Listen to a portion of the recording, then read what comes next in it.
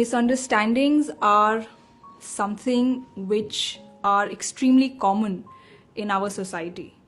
We see it in family life, we see it at workplace, and we see it in any group where a lot of people are working together. So for example, there might be some misunderstandings between you or your spouse, between you or any other family member, between you or your in-laws.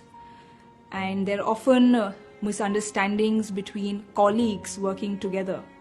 People think that a certain colleague of theirs is trying to pull them down, is preventing them from going ahead, and they think that he is harming their career. And there are also many misunderstandings which happen when two people are working closely in a group. And we see that these misunderstandings spiral into creating a lot of hatred, animosity, and ill will between two persons or two groups. And this leads to a lot of harm to a society or an organization, even a family. So we have to try to understand the phenomena of misunderstandings, why at all misunderstandings are created, and what is the approach or what is the method in trying to overcome or avoid having these misunderstandings. So first of all, we have to understand that a misunderstanding is an untrue opinion which you form about a person. It's a wrong opinion which you have developed about a certain person in your mind. And what is very serious here is that the said person or the concerned person may not possess that deficiency which you attribute to him.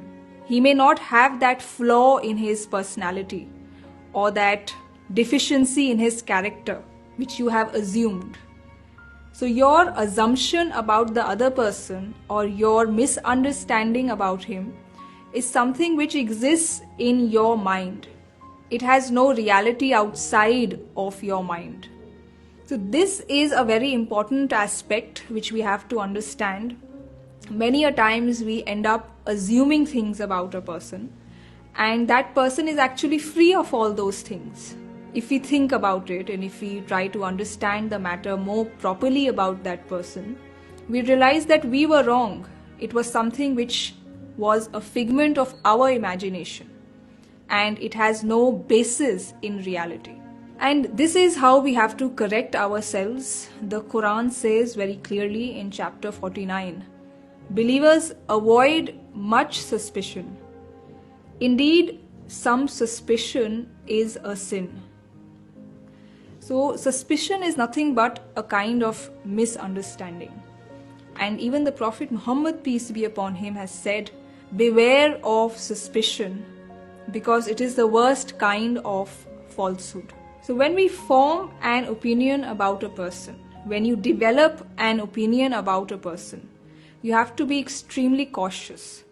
It is not something which you must take easily or in a very light way. You have to understand and you have to actually scrutinize whether the opinion that you have developed about another person is actually true or not.